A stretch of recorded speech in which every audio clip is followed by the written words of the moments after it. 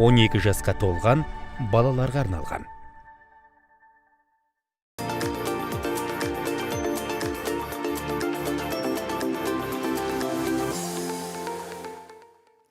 Ауыл мәселесі шешілмей, қаланың жағдайы түзелмейді. Ендеше өңірімізде қарқын алған ауыл аманаты жобасы ауылдағы ағайынның ақ үмітін ақтап, аманатын арқалай ала ма?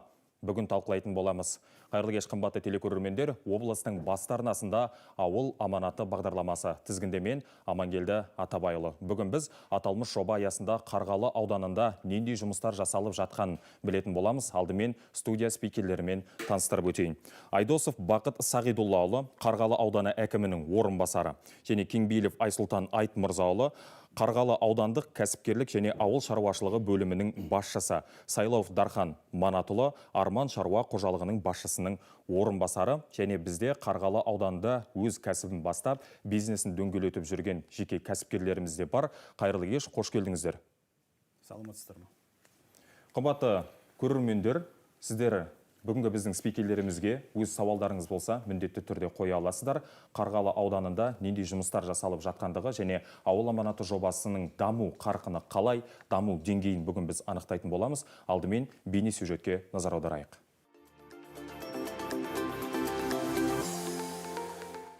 Ауыл аманаты жобасы өзге өңірлерде де қолға алынды. Алайда Ақтөбе облысының ерекшелігі тауарлық несие. Қосестек ауылының тұрғыны Нұрсұлтан Базылханұлы осы мүмкіндікті пайдаланып, күзде 5 сиыр, 10 қой алған. Ауыл аманаты бағдарламасы бойынша товарный кредит алдым. Айшуақ шаруа қожалығының басшысы Клад Саша мырзамен келісімшартқа қол қойдық. 5 жылға дейін 50% қылып қайтарып береміз, 50% қылып. Қосестекте сүт цехы да бар. 87 бас ірі қара малға ие шаруашылықта 3 адам жұмыс істейді. Қазір цехтың өнімділігі ең төмен кез. 3 күнде 100 литр сүт алады. Дегенмен бұл көрсеткіштің көтерілер маусымы алда. Шағын сүт өңдеу цехының негізгі қуаттылығы тәулігіне 1 тонна. Ауылда сүттен түрлі өнім жасап сататын кәсіпкер де бар. Өнімдері сұранысқа ие Серғали Құстанов енді ауыл аманаты жобасына қатысып, лимонад шығаруға қаражат алғысы келеді. 5 миллион теңгеге берілген өтінім алдын ала мақұлданды. Только начало. Жоспар көп, бұл тек басы ғана.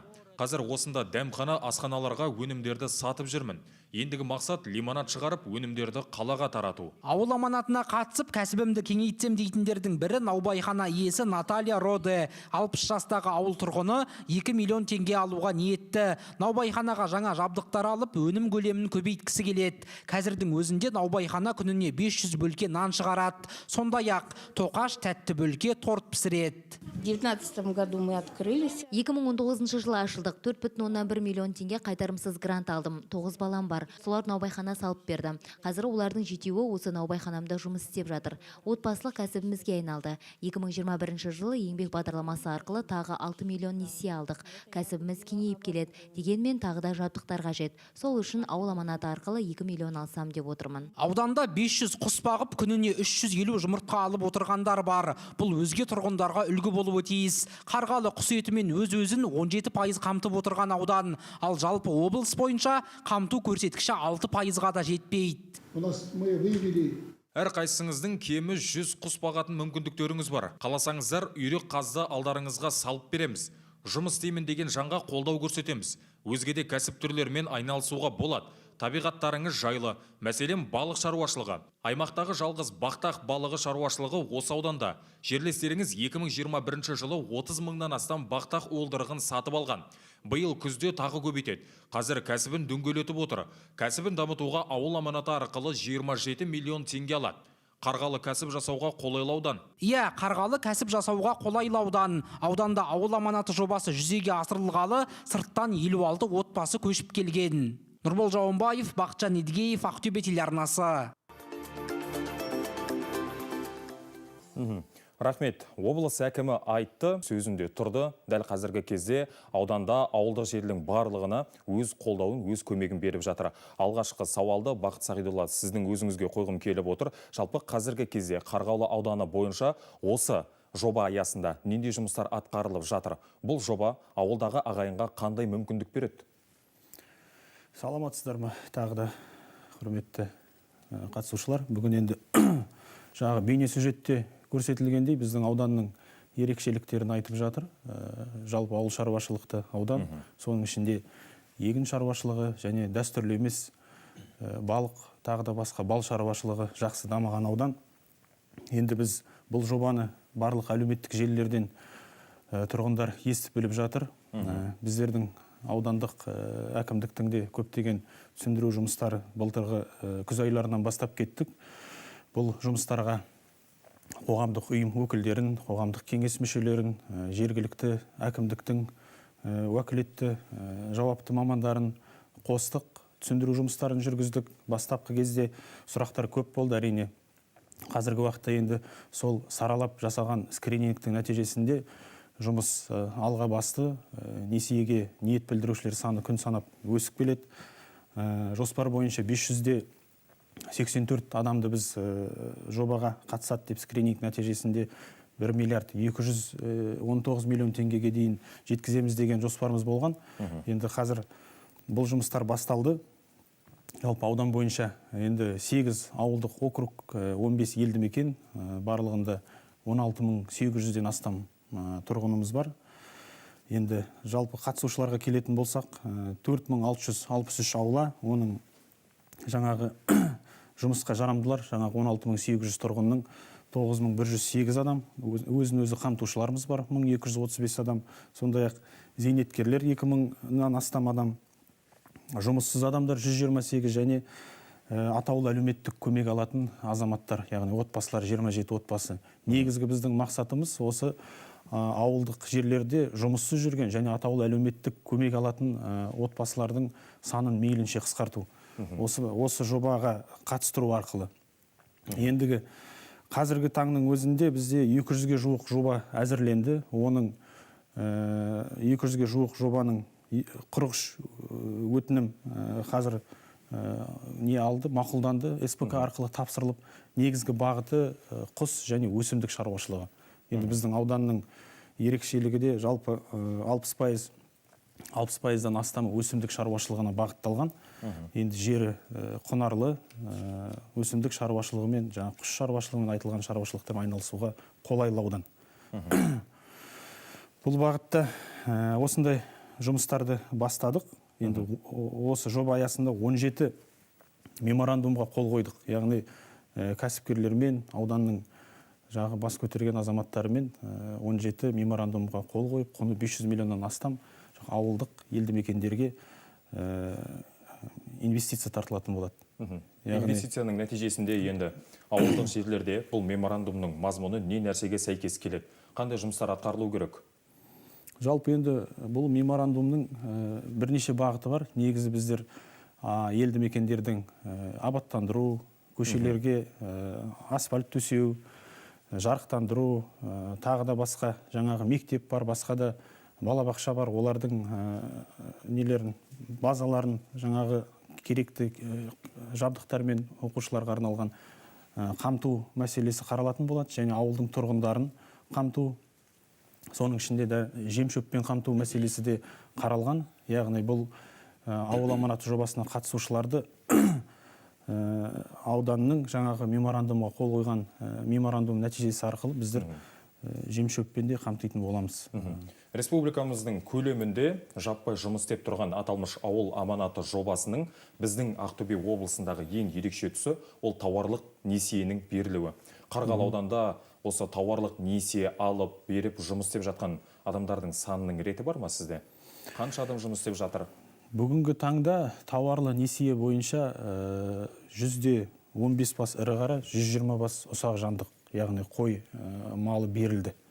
Оның басым көпшілігі өзін-өзі қамтушылар, жұмыссыз тұрғындар ауданның. Оған 19 шаруа қожалық қатысып отыр. Соның ішінде жағы ірі шаруашылықтар бар, орташа шаруашылықтар бар. Кейбір шаруашылықтар осындай жұмыссыз азаматтарға ірі қара малын тегін берген де азаматтар бар. Тегін беріп, осы кәсіппен айналыссын, шаруасын дөңгелетсін деген мақсатта тегін мал беріп атқанда азаматтар бар енді. Тауарлық несиенің ұтымды тұстарын біз әр бағдарлама сайын айтып келе жатырмыз. Дегенмен дәл қазірде айтудан жалықпаймыз. Бұның ерекше тұсы қандай сонда? Бір адамнан, бір кәсіпкерден, бір тұрғын мал басын алғаннан кейін оның ақшасын қалай қайтаруы керек? төлемі қалай болады? Аналық мал алады, аналық малды Міндетті, иә, ол? келісім шартқа отырып, біздер енді шаруа қожалықпен жаңағы жеке азаматтың арасында келісім шартқа жасасып, соған көмектесіп, соған гарант боламыз енді жергілікті атқарушы орган. Тауарлық жаңа аналық малды алғаннан кейін 1 жылдан 2 жылға дейінгі мерзім ішінде келісім бойынша каникул болады, яғни ол уақытта төлемейді. Тауарлық болғасын, оны ақшалай емес, тауарлық түрде алынған төлінің жартысын келісім бойынша жылда 5 жылға дейін сол жартысын беру арқылы сол кредитті жабады, несиені. Негізгі критерийі осылай. Жақсы, рахмет Бақыт мырза. Айсұлтан мырза, сізге сауал қойғым келіп отыр. Қазіргі кезде Қарғалы ауданы бойынша осы ауыл шаруашылығының басшысы болып отырсыз. Жалпы Қарғалы ауданы мал шаруашылығына да, егін шаруашылығына да ең қолайлы аудан болып есептеледі. Қайсысы көбірек дамып жатыр сіздерде? Ең жақсы дамып жатқаны қайсысы? Енді барлық жағынан да бірдей дамып келе жатыр. Негізінен жаңа Бақыт Сайдолова айтып өтті. Өсімдік шаруашылығы басым бізде әрине 60%-ға жоқ. Себебі ауданның жалпы көлемі 499 мың гектар жер болатын болса, соның 166 мыңы егістікке жарамды жерлер. Қазіргі уақытта толығымен пайдаланылып отыр. Соның ішінде бізде облыстағы ең үлкен су қоймасы, Қарғалы су қоймасы орналасқан. Сол себепті бізде суармалы егістік жақсы дамыған. Қазіргі уақытта 6 мың гектарға жуық жер суармалы егістік пайдаланылуда. Ол мемлекеттік бағдарлама аясында 2019 жылы қалпына келтіріп, Еуразиялық қайта құру және даму банкі арқылы берілген несие есебінен шаруашылықтарға сол суармалы жерді қалпына келтіріп, мемлекет тарапынан қазіргі уақытта жемісін көруде. Сонымен қатар облыста алдыңғы қатарда картоп егу жұмыстары бізде жылына 30 мың тонна жуық картоп өндіріледі. Аудан бойынша 1000 гектардан артық жерге картоп отырғызылады. Жылдан жылға оның көлемі артып келеді. Сонымен қоса жалпы егіс көлемі 155 мың гектарды құрайды. Бұл дегеніміз оның ішінде арпа бидайы, майлы дақылдар соңғы уақыттары, шемішкі, сафлор, мақсары деп айтады қазақша. Сол дақылдар сонымен қоса қазіргі мал шаруашылығы дамып келеді. Түрлі бағдарламалар, мемлекеттік сыбаға бағдарламасына мал азықтық өнімдерді егіледі. Олар жаңағы судан шөбі дейміз, жүгері, тағы да басқа дақылдар егіледі. Енді еркек шөп, көп жылдық житняк дейді ғой. Солар егіледі, жыл сайын жаңартылып отырады.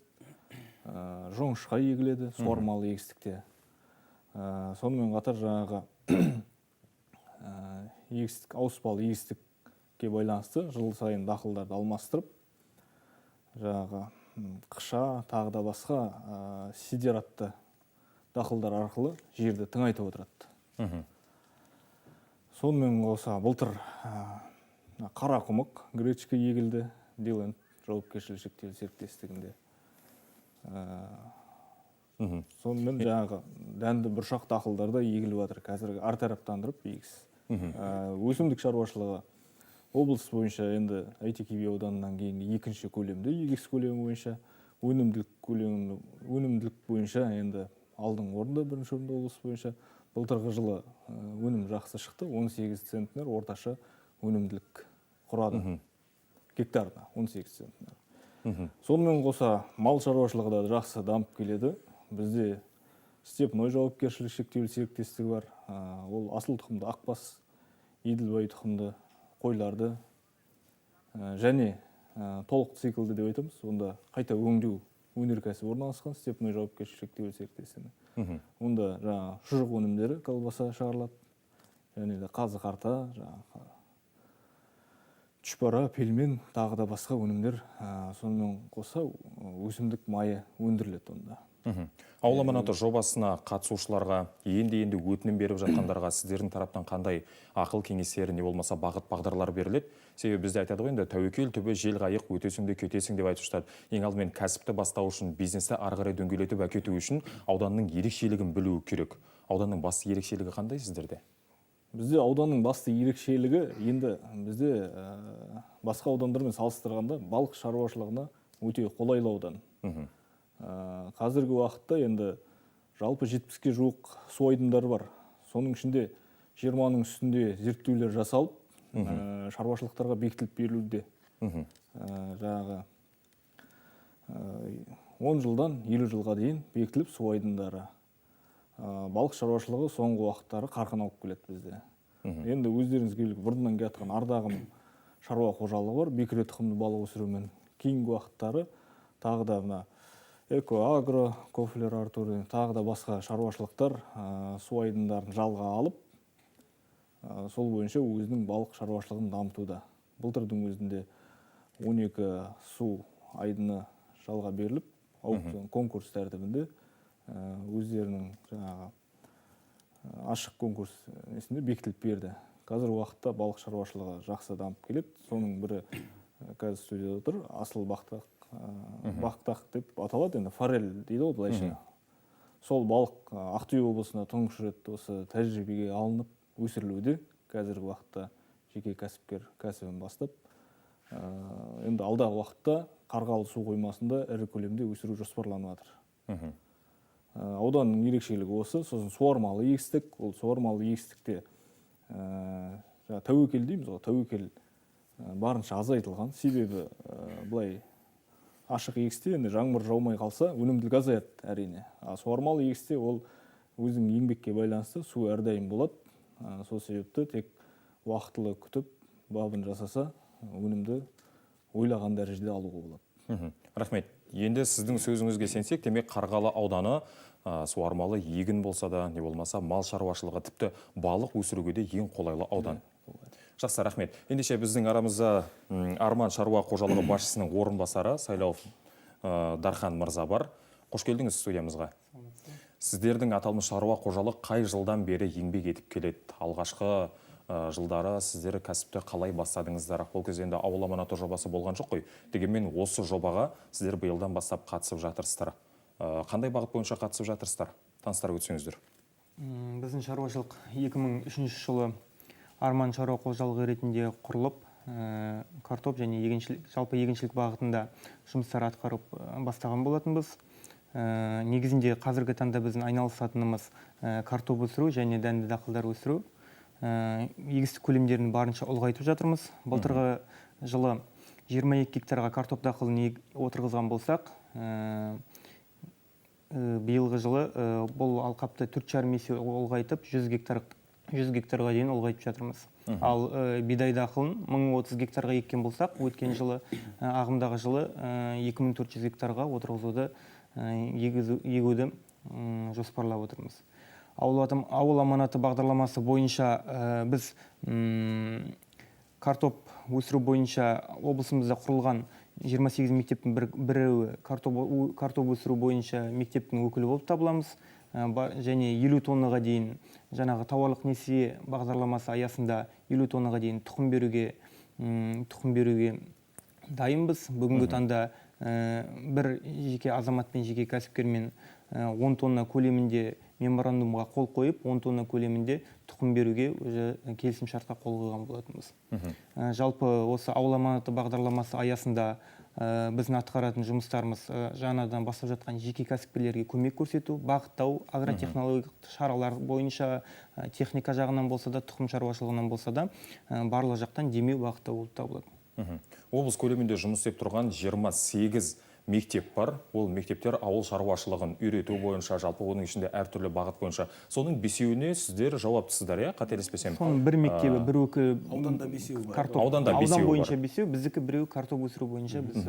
Қатысушылардың саны көп па ол жерге? Келіп сабақ алатын, ақыл кеңес сұрайтындар? Картоп отырғызуға жалпы ниетті адамдар өте көп. Тек қана біздің ауданнан емес, барлық облысымыздың түкпірінен звондап, онлайн түрде де, офлайн түрде де телефон соғып, кеңес сұрап келіп көрсек болады ма деп ертең отырғызу барысында ниетті адамдар жалпы көп, жоғары. Ендеше дәл қазір осы студиямызда отырған көрермендеріміздің де сауалдары туып қалуы мүмкін. Сіздерге қымбатты көрермендер, міне өздеріңіздің алдарыңызда бір емес 3 бірдей спикер бар. Ендеше ауыл шаруашылығына қатысты, не болмаса осы жоба аясында түсінбеген сауалдарыңыз болса, дәл қазір жауап алуларыңызға болады.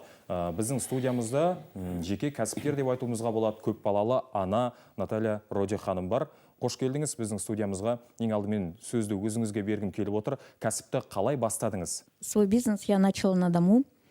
выиграла грант 500 тысяч, купила себе маленькую печь и пекла на дому 30 булок хлеба. Пока я пекла хлеб на дому, дети решили мне построить новую пекарню. Я взяла кредит и построили мы пекарню. На оборудование мне уже не хватило денег, я взяла грант. 4 миллиона 200. На это я купила оборудование. Вот. Осы Пекем. жоба аясында грант алдыңыз, е? Да, на грант. Вот. Выпекаем мы сейчас 500 булок хлеба и булочки там, ну, всякую сдобу тоже выпекаем. Вот. Теперь я участвую по программе аула Аманат на расширение своей пекарни. Чтобы больше оборудования купить. Вы, как я понимаю, многодетная мать. Да, я На все многодетная это мать. как вы успеваете вообще? Ну, вот так. Встаем рано, конечно, в 4 часа утра. Вот. И к обеду уже у нас все это кончается. А какие ваши дальнейшие планы? Ну, на расширение вот я взяла вот этот аул Аманат. Мне одобрили 2 миллиона. Вот. Обеспечиваем свой поселок, ближайшие поселки возле нас, которые, и город. Еще возим хлеб. Вот. Рахмет. Енді осы ауыл аманаты жобасы аясында Қарғалы ауданында ары қарай өзінің кәсібін бастауға ниеттеніп отырған Досмурзин Азамат Хаматұлы бар. Ауыл аманаты жобасына қатысушы құс шаруашылығы бойынша несие сомасы 6,13 миллион теңге деп көрсетілген екен. Азамат мырза, өзіңіз айтыңызшы, жалпы бұл жобаға қатысу туралы ой қайдан келді? Алдынан форумда неде түсіндірме жұмыстары жүргізіліп жатыр. Жалпы 2,5 несие өте қолайлы шаруашылық ашуға, немесе бір жаңадан бизнес ашуға демекші. Жалпы ауданда бір ірі көлемде құстың еті және де жұмыртқасын өндіру ойда бар. Сол мақсатта ауыл аманатына қатысып, өзім үлесім қосайын деп.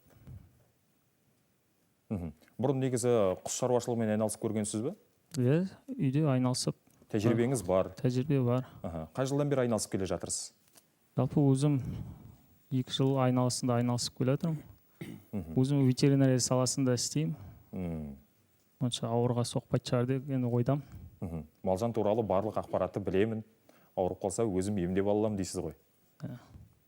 Жақсы. Енді бұл ауыл аманаты жобасына осы құс шаруашылығы бағыты бойынша қатысып жатырсыз. Алдағы уақыттағы жоспарыңыз қандай? Алдағы уақытта ірі фирма салу ғой негізі. Басында заявка бердік кредитке. Бастапқыда 2000, 3000, мүмкін одан да көп қаражатқа байланысты. Бұл тауықтан бастап өндіру ойда бар. Жұмыртқа саласы. Бұл жоба туралы қайдан естідіңіз? Мүмкін әкімшілік тарапынан түсіндірме жұмыстары кезінде айтылған шығар, е? Түсіндірме жұмыстары жүргізілді ең басында. Несімен тиімді сізге бұл жоба? Бұл жоба шаруа бастауға жақсы ғой, тем более 2,5. 2,5% несие береді, не болмаса тауарлық несие алуға болады. Осы сізге ең тиімді тұсы болып тұр ғой, е? Жақсы, рахмет. Жаныңызда отырған Жәнібек мырзаға сөз кезегін бергім келіп отыр. Микрофон табыс етсеңіз. Ауыл аманаты жобасына қатысушы әрі кете 2023 ауыл шаруашылығы кооперативінің төрағасы екенсіз. Қош келдіңіз.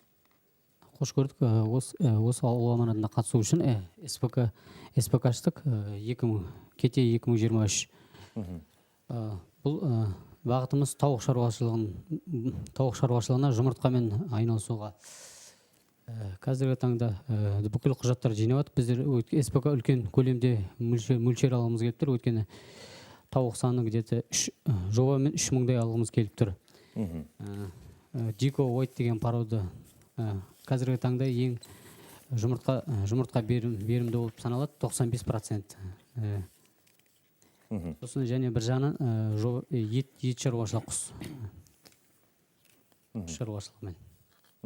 Енді 2023 жылы құрылдыңыздар ғой, е? Осы биыл Осы жобаны пайдаларыңызға жаратып жатырсыздар. Осы пайда. Жоспарыңыз? Жоспарымыз құс шаруашылығын дамыту. Осы Қарғалы районы, дамыту болсын, Ақтөбеге қамту жұмыртқамен. Қазіргі таңда бізде Ақтөбеде тек Рамазан ғой, 41-дегі жұмыртқамен қамту. Соған енді солар сияқты тоже үлкен неге жеткіміз келеді. Рахмет жауабыңызға. Сіз өзіңіз айтқандай, бізде негізі өсімдік шаруашылығы, мал шаруашылығы барлығы дамып жатыр. Әрі Қарғалы ауданы бізде балық шаруашылығына ең қолайлы аудан ретінде айттыңыз. Балық шаруашылығымен айналысатын бүгін бізде студия спикері де бар. Азамат Исмайлов балық шаруашылығымен айналысады екен. Жалпы балық шаруашылығы басқа шаруашылықтардан басты айырмашылығы қандай? Ауыр емес пе? Саламатсыз ба. Ну, свою деятельность мы начали в 2018 году. Специально перебрались в сельский округ Каргалинского района из города. Подобрали подходящий участок. Это прилегающие земли к Каргалинскому водохранилищу. Эта местность подходит нам по своим географическим, ландшафтным показателям, по наличию необходимых объемов воды. Нами были построены, пруды рыбные, потом водораспределительные колодцы с запорной арматурой. Было подведено водоснабжение. И весной, в мае 2022 года мы приобрели икру, красную икру, это эмбрионы радужной форели. И было построено пробный такой инкубационный цех, и нам удалось вывести личинок радужной форели в количестве 30 тысяч штук. Спустя несколько месяцев у нас это дело все получилось. Сейчас мы имеем мальков массой до 80 грамм в количестве 20 тысяч штук.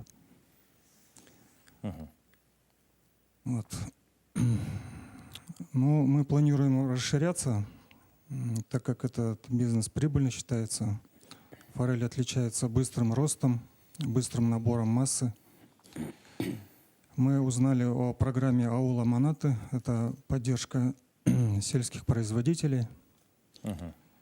Сейчас мы собираем пакет документов и хотим воспользоваться такой возможностью, получить кредит и эти средства использовать на расширение нашего производства. Планируем еще построить бассейны, большой инкубационный цех для разведения, то есть инкубации икры. Планируем закупать корма, так как форель она питается за счет искусственного корма. Такие планы. Бұл істе енді сіздің еңбек тәжірибеңіз бар ма, еңбек өтіліңіз бар ма? 2018 жылы құрылып, содан бері балық өсірумен айналысып келе жатырмыз деп айтып жатырсыз ғой. Оның алдын негізі қызығушылық қайдан туындады? Балыққа деген қызығушылық. Неге мал шаруашылығы емес, неге өсімдік шаруашылығы емес? Вообще у нас в сельской местности достаточно тех производителей, которые занимаются, допустим, крупным рогатым скотом, потом птицей. А мы хотели построить именно такой бизнес инновационный, которого нету в нашей области. Допустим, на данный момент в Западном Казахстане мы являемся единственными производителями форелевых лососевой рыбы. Жақсы, рахмет жауабыңызға. Бақыт мырза, сізге сауал қойғым келіп отыр. Енді аудан бойынша жалпы жеке кәсібін дөңгелетіп, бизнесін ашып жатқан біршама қонақтар бүгін бізде студияда отыр ғой. Бұдан да басқа негізі қанша адам қатысып жатыр еді бұл жобаға? Әлде бұрыннан ертеден кооператив төрағасы болған, кооперативін ашқан, бірақ дәл қазіргі кезде ауыл аманаты жобасына қатысып жатқан адамдардың қатары қалың ба? Қазір енді жаңағы сөзімде де айтып кеттім. Соңғы айларда бұл жобаға қатысушылардың саны өсіп келеді. 8 ауылдық округте біз 8 кооператив құрдық. Қазіргі уақытта 200-ге тарта мүшелері бар ол кооперативтердің. жаңағы айтып отырған мына залдағы азаматтарда кооператив құрған азаматтар екеуі де біздің ауданның бір ерекшелігі біріншіден жаңағы жерінің балбанитетінің жоғары болуы, екіншіден жаңағы қалаға жақын орналасуы. Кейбір қаланың азаматтары да хабарласып келіп жатады. Өткен аптаның өзінде 2 азамат келіп кетті. Осы жылыжай салып, жақын қалаға жақын елді мекендерден, яғни Желтау, Петропавл, газы бар, жаңағы Шәмші Қалдаяқов ауылдарынан жер берсеңіз, біз сол кәсіппен айналысайын деген ойымыз бар деп келген азаматтар бар. Жаңа айтып отқан біздің мына 200-ге жуық қазір құжат жинақталып жатыр. Соның ішінде қаладан келіп біздің ауданға көшіп келіп жұмысымды жасайым деген азаматтар да басым. Қазіргі уақытта бұларға біздер ауылдық округ, әрбір округте округ әкімі және бір маман бар, арнайы басқа жұмыстардан босатылып, тек қана осы ауыл аманаты бойынша кез келген жоба болмасын, қандай жоба болса да соны басынан аяғына дейін сопровождать етіп, қасында жүріп бірге алып барып, СПК-ға тапсырып, о жерде жетпеген құжаттары болса көмектесіп, жетпеген жаңағы нелерін, ақыл кеңесін, түсінбеген жерлерін, түсінбеген тұстарын бәрін айтып, осы ауданмен тікелей байланыста 8 округте 8 маман бар, 8 әкімнен басқа. Әрбір біз бөлімдерді бекітіп қойып, бөлімдерді әрбір округке бекітіп, соны күнделікті бақылауда ұстап отырмыз. Кез келген жаңағы ниет білдіруші азамат басынан аяғына дейін жаңағы қолдауды сезіну керек. Бұл жерде енді ең басты мақсат біздің ауданның, жалпы ауыл тұрғындарының әл-ауқатын арттыру, жұмыспен қамту, олардың алдағы уақыттағы күнкөріс көзін жақсарту. Сол үшін біз алдағы уақытта осындай жұмыстармен айналысып жатырмыз, оны әрі қарай жалғастырамыз. Жақсы, сіздерге сәттілік тілейміз. Енді осы ауыл аманаты жобасы Қарғалы ауданында іске қосылғалы бері ауданның ауылдарына 56 отбасы қоныс аударғаны туралы ақпарат бар. Аталмыш отбасылар осы ауыл аманаты жобасына қатысып жатыр ма? Әрине, қанша пайызы қатысып жатыр шамамен? Әрине, бұл азаматтардың барлығы жаңағы ниетті, бұл жобаға қатысуға көпшілігі, басым көпшілігі деп айтсақ болады. Өтінім білдіргендер, иә? Өтінім білдіргендер бар, және бұл азаматтардан да басқа жаңағы айтып отқандай қаладан келіп қатысам деп атқанда азаматтар бар. Яғни өте тиімді бағдарлама. Бұл бағдарлама нәтижесінде қазір 70 мың мен 80 мың көлемінде жаңағы табыс табатын әр адамның табысы орташа есеппен алғанда 200-250 мыңға дейін жетеді деп отыр. Бизнес жоспарын қарап, ертеңгі шығатын табысым, өзіндік жаңағы шыққан шығынын бәрін есептегенде бір отбасының 2,5 есеге дейін табысы артады деген жаңағы жоспар бар. Сондай мақсатта жұмыстар жасалып жатыр. Қазір жаңағы айтып отырған отбасылардың көпшілігі жаңағы Ақтөбе қаласынан, шалғай аудандардан көшіп келгендері бар. Сонымен қатар қандас бауырларымыз бар, көшіп келіп жатқан. Олардың көпшілігі бұлай айтса жергілікті тұрғындардан да жаңағы ынтасы артығырақ қатысуға, осы жоба арқылы кәсібін бастауға көшіп келген азаматтардың жалпы басым бар. Рахмет жауабыңызға. Дәл қазір микрофон кезегін алып, сіздерге сауал қойғысы келіп отырған біздің ару қыздарымыз бар екен. Ендеше микрофон кезегі өзіңізде. Қандай сауал? Қайырлы күн. Менің сұрағым, осы ауыл аманаты жобасы аясында берілетін ақшалай және тауарлы несиелерді қалай өтеу керек? Қанша мерзім беріледі, қалай өтеу керек? Қателеспесем, мал шаруашылығына 7 жыл, өсімдік шаруашылығына 5 жыл беріле ма? Қалай өтеу керек енді? Ауыл аманаты бағдарламасы енді қазір кең ауқымда үлкен концепция ғой. Соның бір парасы енді несиелеу. Ол несиелеу 2,5%. Қазіргі уақытта жұртшылықтың көбісін қызықтырып отырған 2,5% несие, ол әрине кепіл қою керек бірінші кезекте. Содан соң 2,5% жылына ол ешқандай бұрын-соңды болмаған. Сонымен қатар екінші ұтымды тұсы ауылдағы мүлікті, яғни ауылдың үйін кепілге алады банк. Ақтөбе әлеуметтік кәсіпкерлік корпорациясы оператор болып отырған қазір. Ол ауылдағы мүлікті несиеге кепілге алып отыр. Сол екінші ұтымды тұсы. Сол себепті 2,5% 5 жылға дейін 8 миллион 600 теңге бір адамға максималды беріледі. 5 жыл мерзімге. Оның 1 жылға дейін жаңағы демалысы бар. 1 жыл мерзімге дейін енді әр жобаға байланысты жеке-жеке қаралады, максималды көлемі 1 жыл демалыс беріледі. Яғни демалыс уақытында ақшаны төленбейді. Ешқандай ештеңе төленбейсіз. Ақшаны алып, пайдаланып, пока жаңағы әзірше жаңағы кәсібіңізді айналдырғанша сізге демалыс береді. Демек, берілетін уақыт 5 жыл, арасында 1 жыл демалысы бар. Жалпы құнды қайтару 4 жыл, сонда? Енді 1 жыл демалысымен осында 6 жылға дейін 5 жыл мерзімде қайтару керексіз. 5 жыл мерзімде қайтару керек. Тауарлы несие ол қазіргі уақытта ірі қара ұсақ малдарға берілуде, ірі шаруа қожалықтары арқылы ауданның ол кісілер аудан жергілікті әкімдікпен келісе отырып малын береді 7 жыл мерзімге дейін. 2 жылға дейін жаңағы демалысы бар. Сосын 2 жылдан кейін жаңағы тауарлы несие деп аты айтып тұрғандай сізге мал береді. Сіз алған малдың төлі арқылы 10 сиырдан 10 бұзау алсаңыз, 5-еуін сол кісіге қайтарып отырасыз 2 жылдан кейін. Сол арқылы есептесіп, солай 7 жылда несиені аяқтауға болады. Бұл былайша айтқанда тиімді деп ойлаймыз, себебі малды алып отқан адамнан ешқандай шығын шықпайды. Басында қорасына 10 мал келсе, соны асырап бағып, сүтін сауып, көбейтіп, кейіннен ана кісімен есептеседі. Ақшалай да есептесуіне болады, немесе төл ретінде қайтаруына да болады, төлмен, алынған төлмен. Жақсы, рахмет. Тағы да сауалдарыңыз бар ма? Сұрағым, бұл жерде ауыл аманатына қатысқан кезде ауылдық округтер бар ғой, сояқтағы жастар, мысалы жұмыссыз жастар, аудандық орталыққа келе ма, или сол ауылдық округтегі әкімдікке бара ма?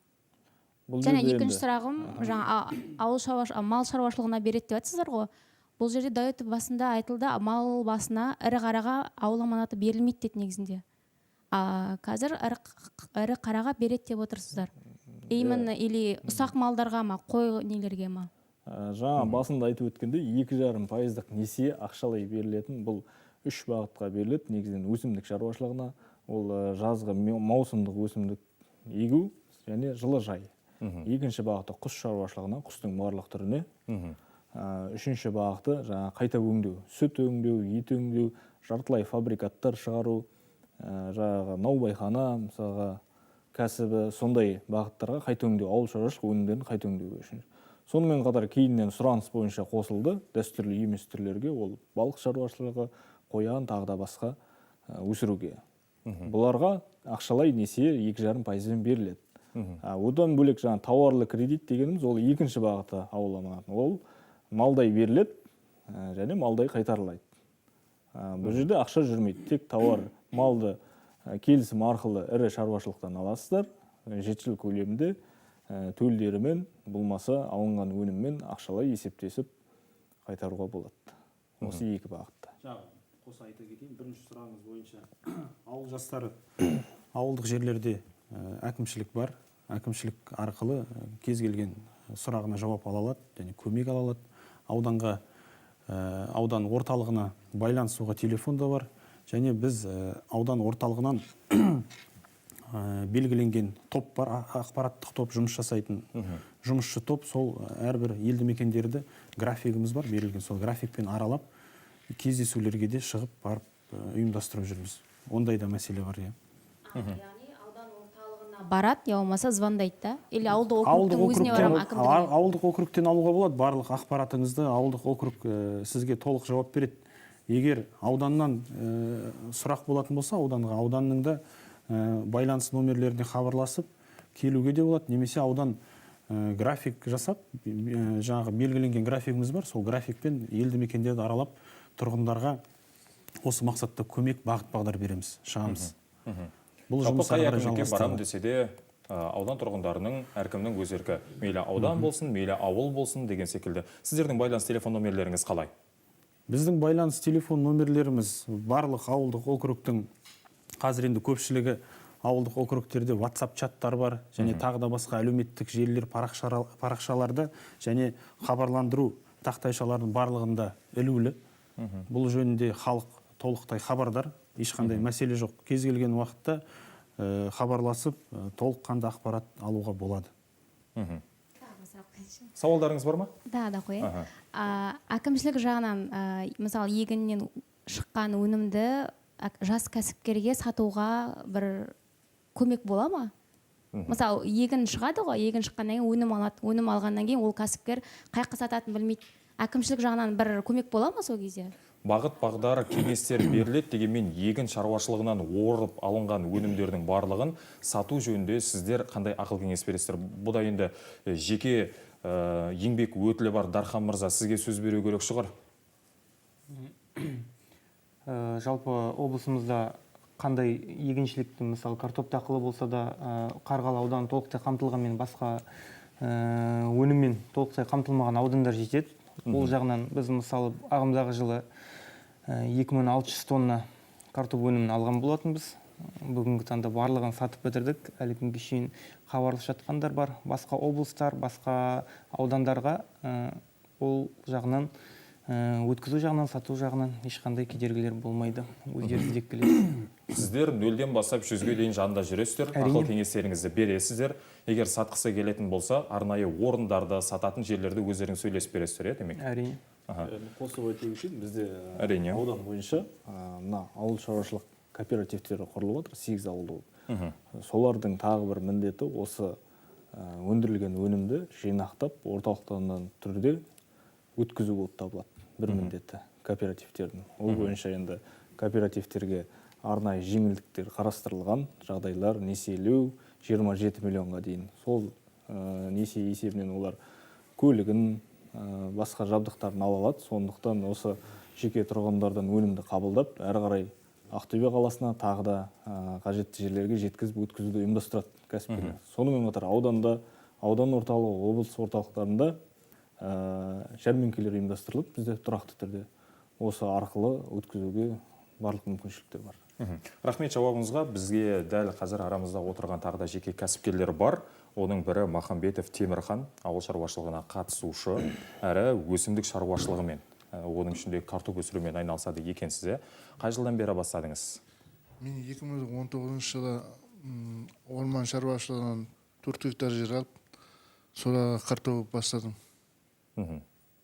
Бері енді ауылнама программасына қатысып 5 миллион 900 мың ақша аламын деп ниет білдіріп отырмын.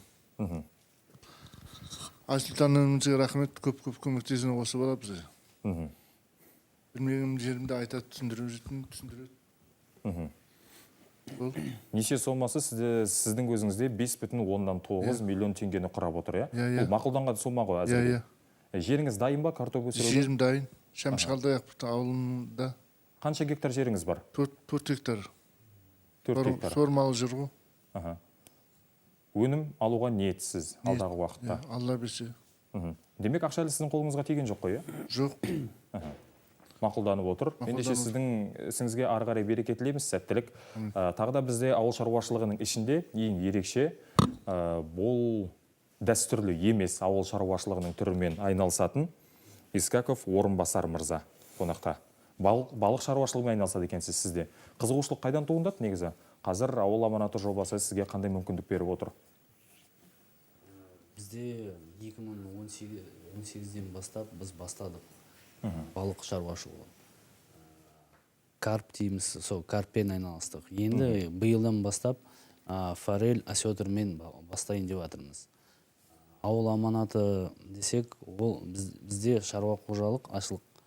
Енді біз өзіміздің жұмысшыларымызды несие алуға жіберіп жатырмыз. Оларға отдельно залог беріп, оларды да мына бағдарламаға кіргізіп, өз тек қана жұмысшы болып емес, компаньон ретінде істеуге шақырып жатырмыз. Мына бағдарламаның тиімдісі 2,5%. Қазіргі түнде басқа тиімді бағдарлама жоқ та. Енді жаныңызда отырған Азамат мырза, ол да балық шаруашылығымен айналысады. Ол форель балығының түрін өсіремін деп айтып жатыр. Сіз қандай балық өсіресіз? Бізде де ең негізгі бағдарлама форельге. Форель, сосын осетр. Екі балық. Жақсы, еңбек өтіліңіз бар ғой? Қалай баптау керек екенін, қалай өсіру керек екенін білесіз? Сол 2018-ден бастап біз соны зерттеп, әр ауданға барып, облыстарға барып, шетелге барып, білімін алдық. 2018 жылы құрылып, содан бері жұмыс істеп келе жатырсыздар. Ол жылы бізде енді ауыл аманаты жобасы болған жоқ. Бірақ биыл қатысып жатырсыз, осы жобаға? Иә, биыл қатысып жатыр. Өтінім беріп қойдыңыз? Бердік. Несие сомасы қанша? Несие сомасы 2 адам бізден 8 миллион. 2 адам 8 миллион. Не нәрсеге жаратасыз оны ары қарай? Жаңа техника алу ма, әлде балық түрлерін ба? Балықтың шабағын аламыз, сосын балықтың тамағын, азығын аламыз. Жоспарларыңыз бойынша не бар алда? Жоспар қандай алдағы уақыттағы? Биылдан бастап форель біздің аудан облыс бойынша шығару. Жақсы, рахмет. Құрметті қонақтар, сұрақтарыңыз бар ма спикерлерге? Сұрақтарыңыз жоқ па? Ендеше Бақыт мырза, бағдарламамызды қорытындылайық. Соңғы сөз күзегі өзіңізде. Қорытынды сөз. Рахмет, Амангелді мырза. Біраз тартысты. Бұл ауыл аманаты жобасына қатысты мәселелер ашылды деп ойлаймын. Тартысты әңгіме болды. Енді ауданның ауыл аманат жобасына қарқын айтып өттік. Жаман емес, біраз жобалар бар. Әрі қарай бұл бағытта жұмыстанамыз. Себебі мен өз сөзімде де айтып өттім. Бұл кез келген ауылдың тұрғынын әл-ауқатын жақсартуға себепші болатын бірден бір бағдарлама. Бұндай пайыздық несиемен бұл уақытқа дейін бағдарлама болған жоқ. Сол себепті барлық тұрғындарды осы бағдарламаға қатысуға, кеңінен қатысуға шақырамыз, қолдау көрсетеміз. Жаңағы айтылған ақыл кеңесін, құжаттарын жинақтауға байланысты көмектерін барлығын береміз. Рахмет. Ендеше қымбатты телекөрермендер, осымен бізге берілген уақыт аяқталды. Келесі кездескенше аман сау болыңыздар. Ақтөбе телеарнасы қосулы болсын.